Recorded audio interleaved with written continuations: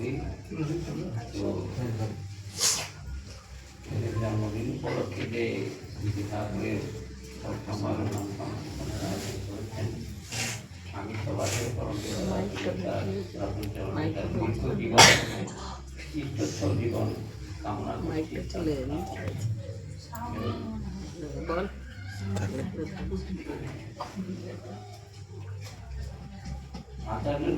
আচার্যদেব কোনো প্রসঙ্গক্রমে বলছিলেন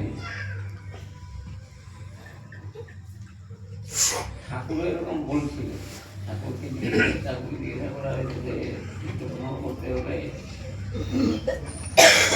সময় দরকার।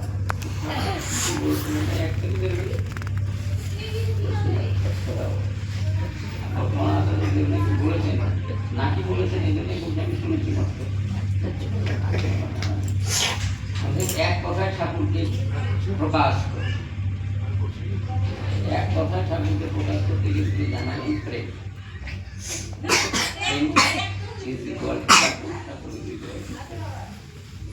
ভালো লেগে ওটাই আমাদের জীবনে সাধনা প্রেমের অধিকারী হয়ে ওঠা। জাগতিক প্রেম তো আমাদেরকে দুঃখই দেয়, ভাগবত প্রেমটা অভ্যাসের ব্যাপার,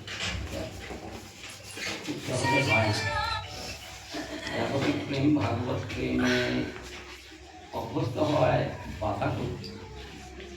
বাধারই সৃষ্টি করে, আর সেই বাধা অতিক্রম করে করেই ভাগবত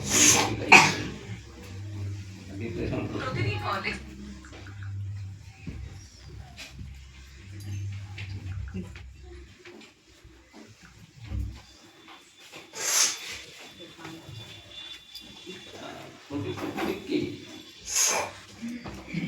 প্রত্যেকের জীবনের জন্য যা প্রয়োজন সেটা হচ্ছে বর্তমান সদ্গুরু। বর্তমান সদ্গুরু মানে বর্তমানে দুনিয়াতে জীবন আশ্রয় গ্রহণ ছাড়া ধর্ম করতে গিয়ে আমরা ধর্মের গ্লানিও সৃষ্টি করতে পারি। এমনকি ভারতবর্ষ ধর্মের দেশ, ধর্ম প্রবণতা, ধর্মকে নিয়ে চলার একটা প্রবণতা মানুষের মধ্যে রয়েছে, আর সেজন্যই কুম্ভমেলা। কুম্ভমেলাটা হচ্ছে এমনই উদাহরণ যেখানে যে কোটি কোটি মানুষের সমাগম হয়েছে, প্রীতি হয়েছে, নানা কিছু হয়েছে, স্ট্যাম্পেড হয়েছে, মারা গেছে, ডিসিপ্লিন হয়েছে, যেমন কর্ম তেমনি ফল হয়েছে। এইসব নিয়ন্ত্রণের আমাদের তো সৎসঙ্গের 100 বছর পূর্তি হতো, সেই বিশাল জনসমাগম হলো, হয়েছে। তো পিছনে কে ছিলেন? জীবন্ত সদ্গুরু।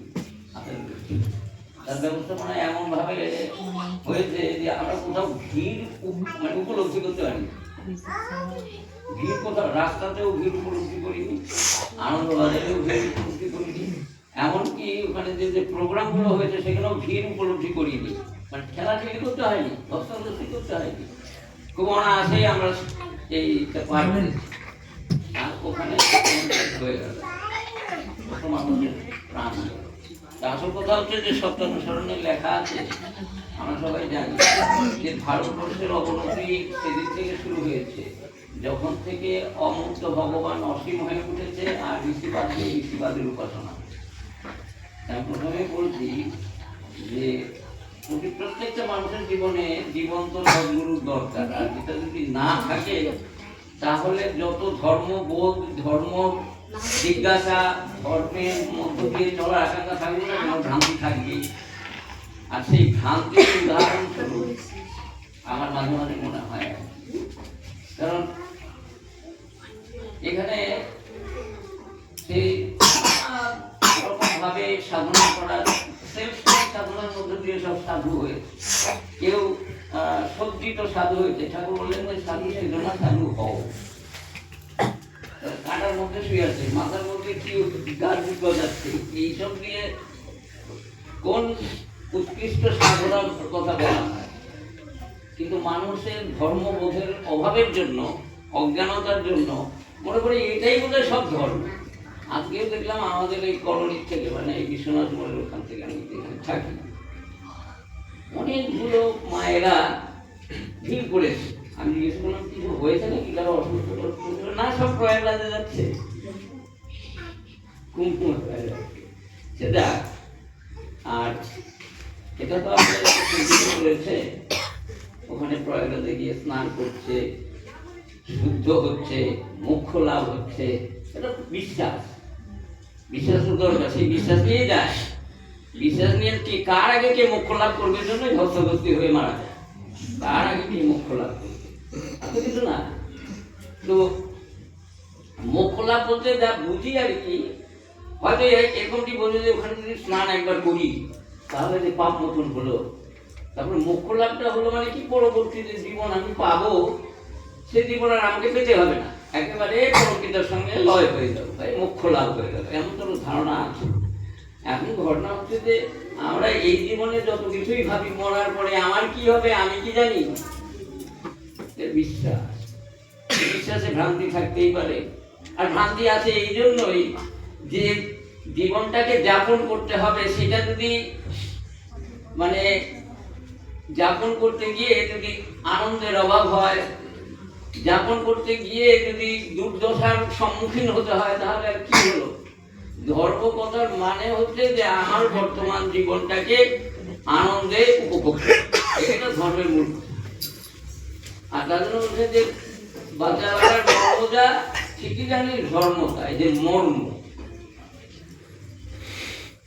বাসস্থান লাগে থাকার জন্য, বস্ত্র লাগে পরার জন্য, ক্ষুধা মেটানোর জন্য খাবার লাগে। তো ধর্ম হচ্ছে এটাই, যেগুলো লাগে এগুলি ব্যবহার করে আমি বেঁচে থাকি, আহার বিহার মৈথুন সবই লাগে। কিন্তু ঘটনা হচ্ছে যে এই যে বর্তমান যিনি সদ্গুরু, তার আশ্রয় না থাকে সব জায়গায় অনিয়ন্ত্রণ আছে, নিয়ন্ত্রণ থাকে, তাই ধর্মের গ্লানি শুরু হয়ে যায়। বস্ত্র পরবো, কেমন তর বস্ত্র পরবো, কোনটা শালীনতার মধ্যে থাকে, কোনটা শালীনতার বাইরে যাচ্ছে, এটা তো ঠাকুর শেখাচ্ছেন। খাবো কি খাবো না, কতটুকু খাবো, এটা তো ঠাকুর শেখাচ্ছেন। আমরা তো খুশি মতো খেতেই পারি, নানা রকম যুক্তি দিতে পারি, মাছ মাংস খাবো না তো শরীরে প্রোটিনই থাকবে না, ভিটামিনই থাকবে না, তো মারা যাবো। যুক্তি নিজের মতো করে খাড়া করি, করতেই পারি, স্বাধীনতা তো রয়েছে, ঠাকুর তো নিজের পরম স্বাধীন, আর সৃষ্টিও করেছে তার সবাই স্বাধীন। আর এই স্বাধীনতার অ্যাডভান্টেজ নিয়ে যত দুষ্কর্ম আমরা করি, মাঝে মাঝে আমরা বলি গাছের পাতাটিও নড়ে না, চোখের পলকটিও পড়ে না, তার ইচ্ছা কি, বলে আহা জয় গুরু, খুব ভালো লাগে। আর ঠাকুর বললেন আমার তো এরকম মনে হয় না।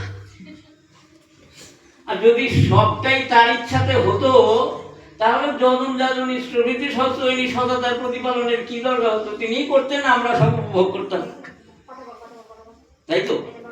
একেবারেই সত্যি কথা। আমরা তার উপরে সব চাকরি, ঠাকুর বললেন তুমি প্রকৃতি মাফিক চলবা, খুশি মতো চলবা, ব্যাধিগ্রস্ত হবা, আর দোষটা নিবা ভগবানের, অমন্তর বুদ্ধিমান না হয়, অন্তর বুদ্ধিমান না হয়।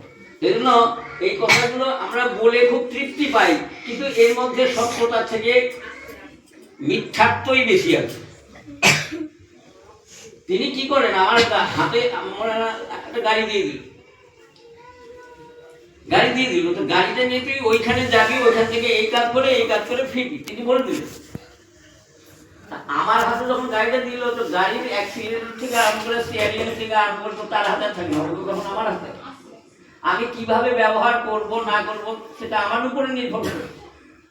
আমি যদি তার বিধান মতো ব্যবহার না করি, অ্যাক্সিডেন্ট হবে, তিনি দায়ী হবে না, আমি দায়ী হব। আমরা সদাচার পালন করি না, যখন অসুস্থ হয়ে পড়ি, ব্যতিগ্রস্ত হয়ে পড়ি। কিন্তু আমাদের যে ধর্ম বিশ্বাস যে ঠাকুরের দীক্ষা নিলে সব হয়ে গেল, আমি নিরাপদে থাকবো, রক্ষিত থাকলাম, তা তো হয় না। আসলে এই বিজ্ঞানটাই তো বুঝতে হবে। এক জায়গায় যাজন করতে গেছি, বলছে আমি ঠাকুরের দীক্ষা নিলাম, আমার বাবা ঠাকুরের দীক্ষা নিল, বাবা অ্যাক্সিডেন্ট হয়ে মারা গেল, তাহলে ঠাকুর নিয়ে লাভ কি? তো সম্ভবত দু একটা কথা বলছি। এবার এই ত্রিপুরাতে গিয়েছিলেন আচার্যদেব, আমরা তো ঠাকুরকে ভালোবাসি, আমাদের ধর্ম বিশ্বাস আছে। আচার্যদেবকে কেউ অসম্মান করে, অশ্রদ্ধা করে না। যারা দীক্ষা নিচ্ছে তারা কি করেছে, আচার্যদেব গায়ে ফুল ছিটিয়ে, ট্রেনে ফুল ছিটে দিতে লাগছে, আসলে ভিতরে ঢুকে গেছে। সেবা অপরাধ বলে। সেবা করতে গিয়ে তার অস্বস্তির কারণ হয়ে গেলাম।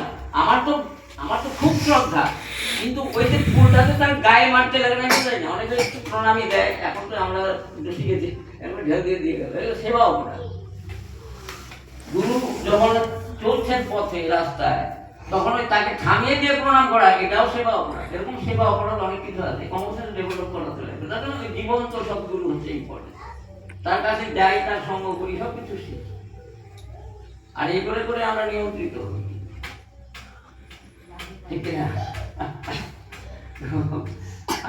আমার তো বেশি কিছু আজকে আর বলার নাই, আমার এরকমই ভাব হচ্ছে। তবে আরেকটা জিনিস বলি, ওই ত্রিপুরাতেই একটা গোষ্ঠী আছে যে মানে ধর্মের তো না, খ্রিস্টান ধর্ম, বৌদ্ধ ধর্ম, শিখের ধর্ম, মুসলমান ধর্ম, কি কি ধর্ম, সব তো সম্প্রদায়।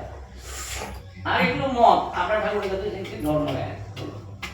ঘটনা হচ্ছে কিছু কিছু লোক আছে, তারা বলতে যে ধর্মগুলোর জন্য এই পাবলিকের কাছ থেকে যে ট্যাক্সের মাধ্যমে পয়সা নেওয়া হয়েছে, তাকে তো দেওয়া হয়েছে মানে ওখানে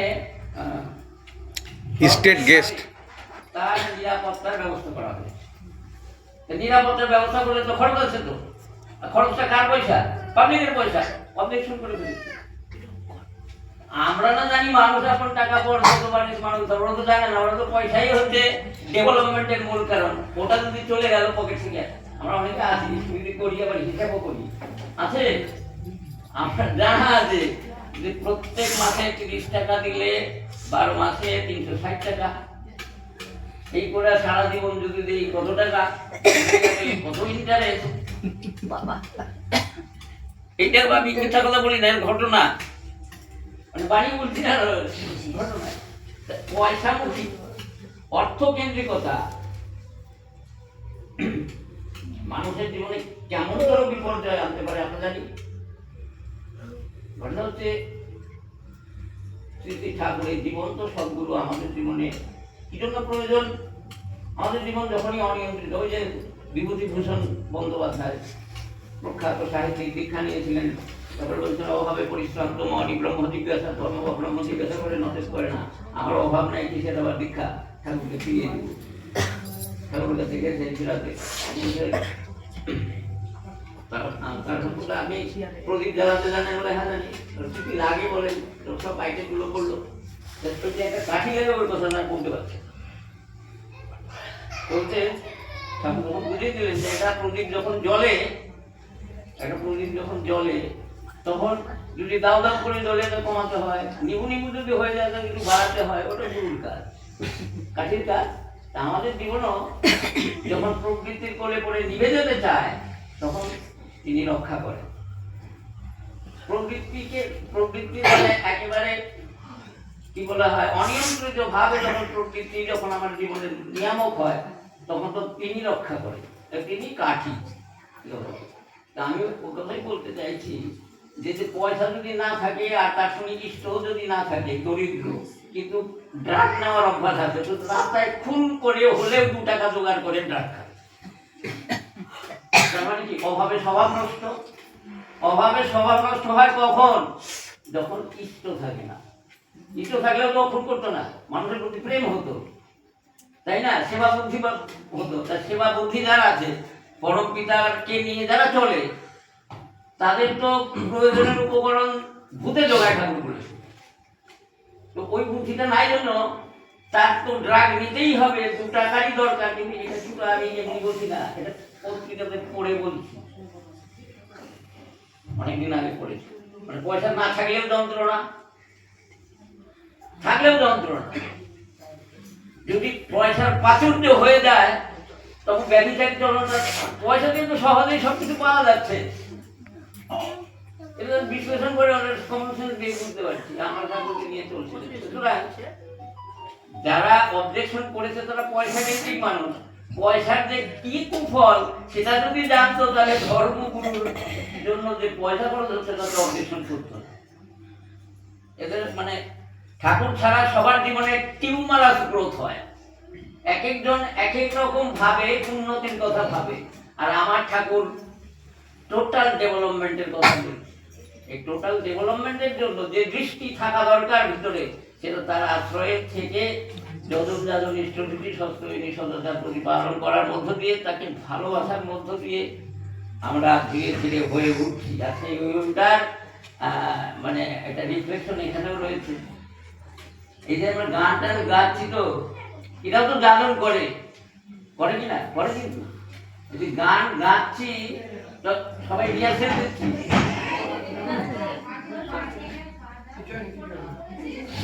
আমার কথা শুনে